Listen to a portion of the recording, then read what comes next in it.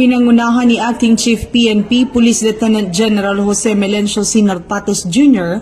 ang turnover of office ceremony para sa Directorate for Operations kahapon, ika-10 ng Setyembre sa PNP Multipurpose Center Camp Brigadier General Rafael Ticrame. Sa naturang seremonya, formal na isinagawa ang turnover ng pamumuno mula kay Police Major General Nicolas S. Salvador, outgoing Director for Operations, patungo kay Police Major General Ronnie Francis M. Cariaga, na ngayon ay nagsisilbing Acting Director for Operations.